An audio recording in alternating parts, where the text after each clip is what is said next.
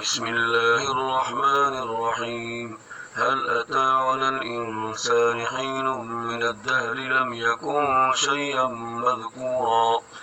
إنا خلقنا الإنسان من نطفة أمشاج نبتليه فجعلناه سميعا بصيرا إنا هديناه السبيل إما شاكرا وإما كفورا إنا أعتدنا للكافرين سلاسل وأغلالا وسعيرا إن الأبرار يشربون من كأس كان مزاجها كافورا عينا يشرب بها عباد الله يفجرونها تفجيرا يوفون بالنذر ويخافون يوما كان شره مستطيرا ويطعمون الطعام على حبه مسكينا ويتيما وأسيرا إنما نطعمكم لوجه الله لا نريد منكم جزاء ولا شكورا إنا نخاف من ربنا يوما عبوسا قمطريرا فوقاهم الله شر ذلك اليوم ولقاهم نضرة وسرورا وجزاهم بما صبروا جنة وحريرا متكئين فيها على الأرائك لا يرون فيها شمسا ولا زمهريرا ودانية عليهم ظلالها وذللت قطوفها تذليلا ويطاف عليهم بآنية من فضة وأكواب كانت قواريرا ويطاف عليهم بآنية من فضة وأكواب كانت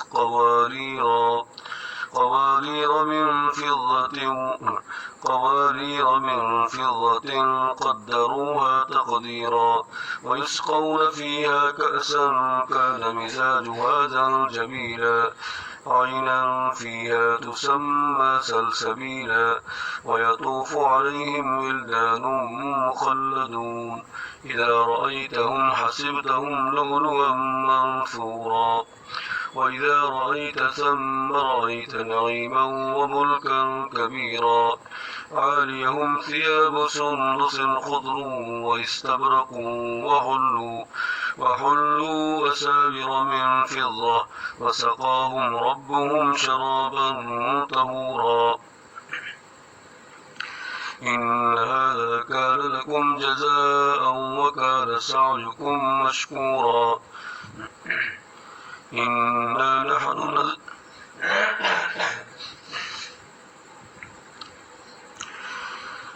إنا نحن نزلنا عليك القرآن تنزيلا فاصبر لحكم ربك ولا تطع منهم آثما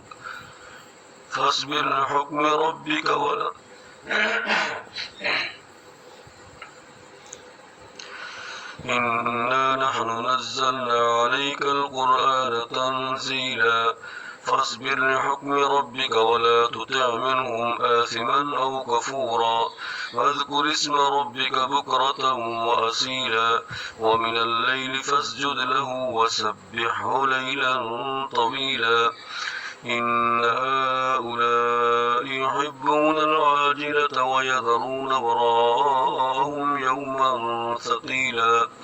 نحن خلقناهم وشددنا أسرهم وإذا شئنا بدلنا أمثالهم تبديلا إن هذه تذكرة فمن شاء اتخذ إلى ربه سبيلا وما تشاءون إلا أن يشاء الله إن الله كان عليما حكيما يدخل من يشاء في رحمته والظالمين أعد لهم عذابا أليما